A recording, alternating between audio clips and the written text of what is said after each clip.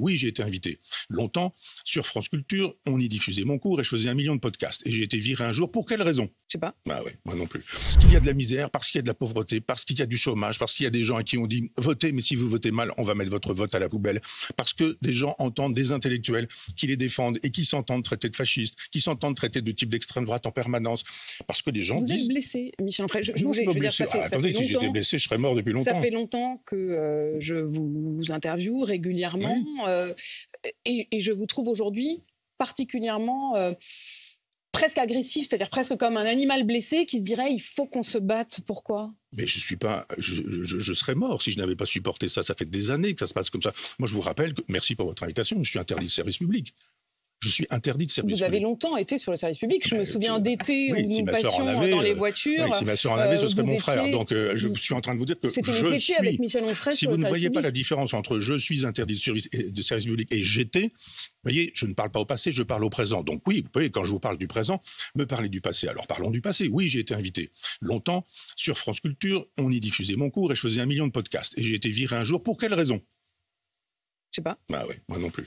Je vous dis simplement qu'il y a un moment donné où, quand vous dites aux gens allez voter, et que quand les gens votent, vous leur dites vous avez mal voté, vous avez voté pour un fasciste, ou alors vous avez voté pour Marine Le Pen, peut-être qu'elle n'est pas fasciste, mais son père l'étant, c'est quand même dangereux de voir les gens. Vous vous rendez compte, elle s'est retrouvée à une table où il y avait aussi un fasciste, Michel Onfray, essayons de comprendre, et justement, vous dites que vous êtes philosophe, où il y a des communistes dont le parti a été responsable du pacte germano-soviétique. Je le dis parce qu'on ne le dit pas assez, on ne le dit pas beaucoup, et sûrement pas sur vos chaînes. De la France aussi d'aujourd'hui et de la France de demain. Vous faites l'analyse que Geert Wilders arrive en tête aux Pays-Bas sans raison. Parce qu'il y a des raisons, notamment de fracturation, de difficultés, de pauvreté. Est-ce qu'il y a les mêmes causes ici qui produiront donc les mêmes effets? Évidemment, c'est tout le problème européen. Vous avez cette Europe dans laquelle, effectivement, on fabrique de la paupérisation. Le ruissellement, vous savez, la fameuse théorie libérale. Quand il y aura des très riches, les pauvres sont moins pauvres. Ça ne marche pas. La main invisible du libéralisme, laissez faire la main invisible, vous verrez, il y aura une espèce d'économie, de l'harmonie et de l'équilibre. Ça ne marche pas. Ce que produit le libéralisme, c'est ce que Marx appelle la paupérisation. Des pauvres de plus en plus nombreux et de plus en plus pauvres, des riches de moins en moins nombreux et de plus en plus riches. Cette Europe produit de la paupérisation. Et après, quand vous avez des pauvres, vous vous étonnez que les pauvres puissent dire « au secours ». 1, on ne va pas voter parce que vous n'écoutez plus ce qu'on vous dit. Et 2, quand on va voter des gens qui sont contre vous. Je vous dis que je fais un travail de philosophe, pas un travail de moraliste en disant il est bien, il n'est pas bien ce garçon, il faudrait le même, il ne faudrait pas le même, etc. Si vous cherchez à savoir pourquoi il y a le pire, c'est parce qu'effectivement, il est produit par une situation dont on nous dit elle n'est pas encore assez radicale. Plus d'Europe encore. Plus de libéralisme encore. Ajoutons l'Ukraine à cette Europe. Ajoutons tous les pays qui ne sont pas du tout des pays démocratiques. Jadis, il y avait des obligations pour rentrer dans ce pays, pour rentrer dans l'Europe. Maintenant, c'est fini. Donc l'Europe avance tête baissée alors qu'elle devrait reculer, d'après vous? L'Europe, elle devrait être européenne et sociale. Elle n'est pas européenne et sociale. Elle fonctionne comme une espèce d'État à part, un État impérialiste en plus. C'est-à-dire, elle avance en disant je veux des pays, je veux des pays, je veux encore des pays. Les mêmes causes produisant les mêmes effets. Elle est contre pour les vous, contre Marine les nations. Le Pen est effectivement tout à fait en mesure de remporter les prochaines élections. Évidemment, ça me paraît évident, tout est fait pour ça. Vous faites tout pour ça. Mais qui fait tout pour ça? Bon, je ne veux pas rentrer dans votre rhétorique. Mais je la continuerai jusqu'au bout. C'est-à-dire, on ne peut pas faire ce qu'il faut pour que ça ait lieu comme ça. Et quand ça a lieu, de dire « oh là là, c'est quand même pas bien ». Si vous voulez que ça n'ait pas lieu, faites de telle sorte qu'on ait le souci des pauvres, des miséreux, des gens qui sont des oubliés, les sans-grades, le petit peuple, à qui on envoie d'ailleurs la soldatesque. Quand il y a les gilets jaunes, là, il y a de la police. Pas dans les banlieues, il n'y a pas de police dans les banlieues. Mais quand il s'agit d'être un gilet jaune, on envoie des CRS. On envoie des gens qui vous arrachent les yeux, qui vous arrachent les mains, etc. Quand il s'agit de cogner sur les Français moyens ou sur les Français des gilets jaunes, alors là, la police, ça marche. L'État, ça marche aussi. Mais dans d'autres endroits, c'est bizarre, ça ne marche pas. À propos justement de ces questions d'autorité, de rapport à l'autorité et de violence, il y a eu le drame de Crépol. Emmanuel Macron, hier, a parlé d'un terrible assassinat. Gérald Darmanin a parlé d'un ensauvagement qui montre la faillite générale de notre société. Est-ce que vous êtes d'accord avec ces mots? C'est pas suffisant. Oui, on peut faire de la généalogie comme M. Darmanin et voir que depuis mai 68, il y a un effondrement de toute autorité. Il n'y a plus de père, il n'y a plus de prof, il n'y a plus de prêtre. Il n'y a plus de surmoi, il n'y a plus de morale, il n'y a plus de vertu, il n'y a plus de valeur. On peut faire ce qu'on veut, quand on veut, comme on veut. C'est le retour des tribus tels que Darwin les racontait. C'est quoi, c'est le retour de la jungle? Oui, c'est la loi de la jungle. Il y a des gens qui se tramalent avec des couteaux sur eux. Pourquoi faire? Qu'est-ce que vous avez à faire dont avec... l'un a été condamné pour avoir porté un couteau et qui avait dans ses condamnations l'interdiction absolue de se promener avec un couteau. Et ça sert à quoi d'avoir l'interdiction de se promener avec un couteau? Ça sert à quoi? Ça sert à quoi quand aucune police ne peut vérifier que ce monsieur porte ou ne porte pas un couteau? Imaginez que la police dise... Tiens, vous voulez dire que les faits de justice ne sont pas respectés? C'est sur le papier, tout ça, c'est comme Darmanin et Macron. Ce crime ne restera pas impuni. Monsieur, vous n'avez pas le droit de sortir avec un couteau.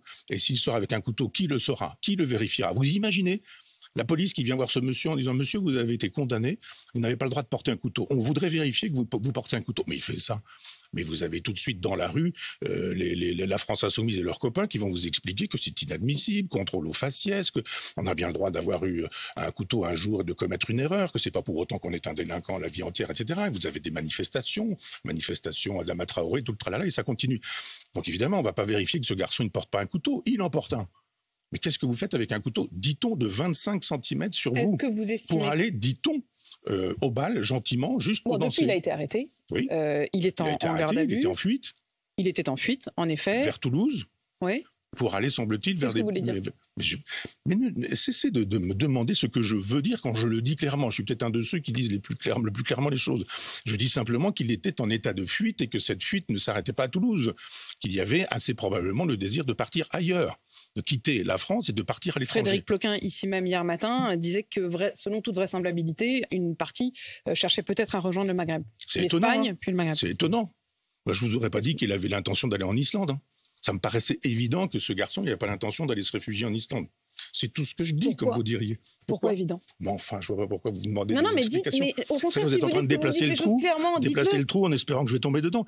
Non, mais parce qu'effectivement, ce sont des gens dont c'est problème. Parce qu'on nous a dit, vous vous rendez compte, il est français du centre-ville de Romans-sur-Isère. Il a été donc vous avez précisé en bien effet compris. par le procureur qu'il était de nationalité française, né oui, mais le problème, c'est pas la vivant nationalité française aujourd'hui.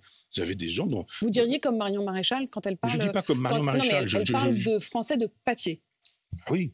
Et vous avez Bassam, par exemple, je crois, j'ai vu ça ce matin, un influenceur qui nous dit arrêtez de déconner, etc., avec le langage qui est le sien.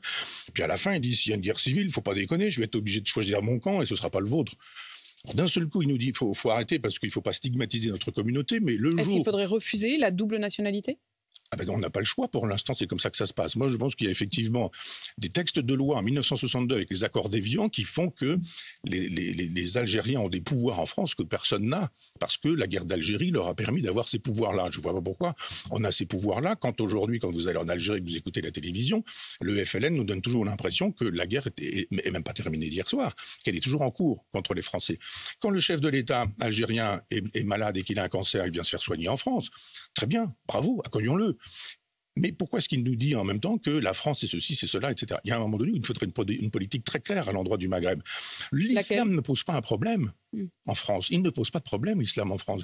Vous avez des Indonésiens qui ne posent aucun problème et qui sont musulmans. C'est le Maghreb islamique qui pose un problème parce qu'il y a eu les relations historiques que nous avons eues avec eux pendant très longtemps. Nous sommes dans la componction permanente, perpétuelle. On dit on a eu tort, on n'a pas été bien, etc. Faisons de l'histoire. Expliquons ce qu'a été le FLN. Oui, d'accord, l'Algérie française, oui, d'accord, la torture. Mais tout de même, le FLN, la LN, les oradours sur glane qui ont été fabriqués par le FLN, mais etc. Mais là, on n'a pas le même passé que nous par rapport à ça. Oui, et vous avez vu le résultat aujourd'hui? Ah bah parce qu'il y a des relations, semble-t-il, entre l'immigration et un certain nombre de faits délinquants. C'est assez facile à voir. Il y a une époque, quand vous le disiez, on était fasciste. Aujourd'hui, on est encore un peu. Simplement, il y a un peu de sociologie qui nous en fait un peu la démonstration. Mais ça paraît normal en même temps. Hein. Je ne dis pas, moi, ça vient des gènes. Je dis simplement que quand vous refusez de vous intégrer dans une société, quand vous n'avez pas la langue de cette société, quand vous n'avez pas l'argent, le pouvoir d'achat qui vous permet de vivre dans cette société, que vous avez traversé la Méditerranée et que vous vous retrouvez à Caen, par exemple, qui est une ville que vous connaissez, vous ne pouvez pas vivre si vous n'arrachez pas de temps en temps un sac à une vieille dame, si vous n'êtes pas en train de faire un peu de trafic. Donc il y a aussi cette question de la pauvreté et sociale.